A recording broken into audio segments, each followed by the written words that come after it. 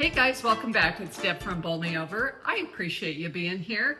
I'm excited to share this new, well, not new, it's been on the blog for probably about 6 months, this yummy side dish recipe, and that is corn on the cob. And my twist on it is that we're going to do it in the slow cooker. Why?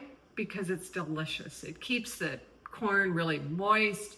The flavoring that we're going to give it makes it just even tastier. So let me walk you through the ingredients first. Obviously, we're going to need corn on the cob. We're going to add some butter to it. And shh, don't tell. This is really sweet corn on the cob because we're going to add just a tiny bit of sugar as well. We have water. We have milk. I use whole milk. You could also use 2% if you choose. But that whole milk gives it even more richness, and a little salt and pepper. That's all we're going to need for this recipe. Shall we get cooking? Let's do it.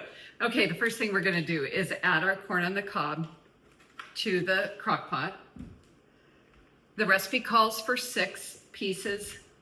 It's only going to be 4 of us today, so I'm just using 4. But you can use up to 6. As long as you can get them submerged in the liquid, you're good to go. Set that to the side. Okay, this is so simple. You're going to laugh, but super easy. Okay, we're going to start with the milk. And we're just going to pour that all over the corn. To that, we're going to add the water. There's something about that milk bath that makes this absolutely delicious. And let's see, I need a tablespoon and a half tablespoon. Okay, to that, we're going to season it with a tablespoon of salt and just sprinkle it over the top. We're going to add a half a teaspoon of pepper. Again, right over the top. This is really pretty too when it comes out, when it's done. We're going to sprinkle the sugar over the top. I mean, we got this, right? How simple is this? And we're going to finish with the butter. Tuck that over there. Okay. And the butter, I'm just gonna see if I can find the end here. Here we go. It's like they seal those so well lately. And there's always butter on the edge. Yeah, see? You have to just be careful. You gotta get all the paper. There we go. Okay. For the butter, I'm just gonna cut it in little pieces. And little pads, I guess you'd say, and scatter them over the top.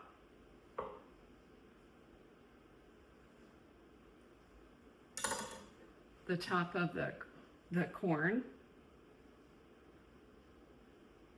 Just gonna break this one up. And it's that simple. I'm gonna put the lid on. I'm going to cook it for 3 to 4 hours. You can turn it, even at 3 hours, you can turn it on low and just let it finish, or turn it off and just keep the lid on, let it finish.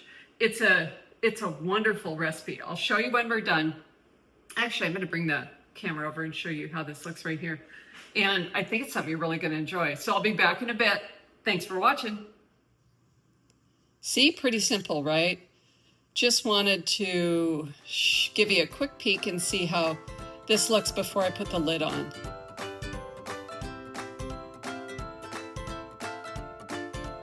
Hey guys, it's been 4 hours. You could do it for 2 hours on high or 4 hours on low. And just look at that yummy chicken. See how the salt and the pepper just really makes it look so pretty. Give it a little twirl. Make sure it's like really well coated in the bath. In the milk bath. Oh, goodness, that looks amazing. Hey guys, didn't that look amazing? Oh, I get so excited. So I'm gonna dish this up. I'm just gonna put this in my pretty little dish today. I'm gonna take this over to Mom and Dad's for dinner tonight. Dad really likes this. He's a big fan of this dish. It's just so easy, and it just makes the corn taste fantastic. Cooking for a few hours in that wonderful milk bath. Oh, perfect. No taste testing for me today. Again, taking this over to mom and dad. So now if you have any questions, if you need to double check the ingredients or anything like that, don't forget they're right below. Also, the instructions are there. You can find some other great side dishes, some links to some stuff that we used here, all that good stuff. Any questions though, don't hesitate to leave a comment. And if you throw a like in there too, I really appreciate it. It's what helps my channel grow.